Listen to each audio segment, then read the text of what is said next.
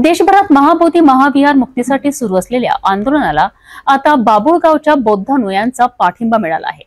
शांततेच्या मार्गाने काढलेल्या या पायदळ मोर्चात मोठ्या संख्येने नागरिक सहभागी झालेत।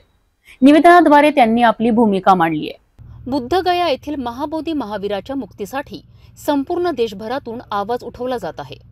या पार्श्वभूमीवर बाबुळगावातील बौद्ध अनुयायांनी मोठ्या संख्येने एकत्रित येऊन तहसील कार्यालयासमोर एक दिवसीय धरणे आंदोलन केले।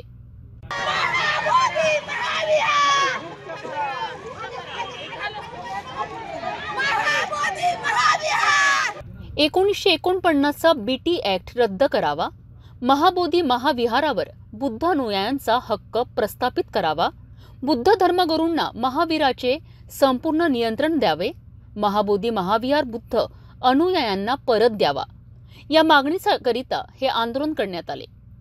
शांततेच्या मार्गाने पायदळ मोर्चा काढत तहसीलदार मीना पागोरे यांना निवेदन देण्यात आले। आंदोलकांनी महाबोधी महावीराच्या ऐतिहासिक आणि धार्मिक महत्त्वावर भर दिलाय। बौद्ध धर्मीयांच्या धार्मिक भावना जपण्याकरिता सरकारने तत्काळ पावले उचलावीत अशी मागणी निवेदनात करण्यात आली। तहसीलदार मीना पागोरे यांनी आंदोलकांचे म्हणणे ऐकून घेतले आणि संबंधित वरिष्ठ अधिकाऱ्यांपर्यंत मागण्या पोहोचवल्या जातील असे आश्वासन दिलेत। या आंदोलनात सहभागी स्थानिक बौद्ध अनुयायी, ज्येष्ठ नागरिक, महिला आणि युवक यांनी महाबोधी महाविहाराच्या मुक्तीसाठी एकमुखाने आवाज उठवलाय।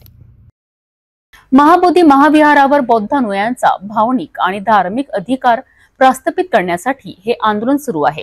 बाबुळगावातील बौद्ध समाजाने या आंदोलनाला पाठिंबा देत शांततेच्या मार्गाने आपला विरोध नोंदविला आहे। आता सरकार या मागण्यांवर काय निर्णय घेते याकडे संपूर्ण देशाचे लक्ष लागले आहे।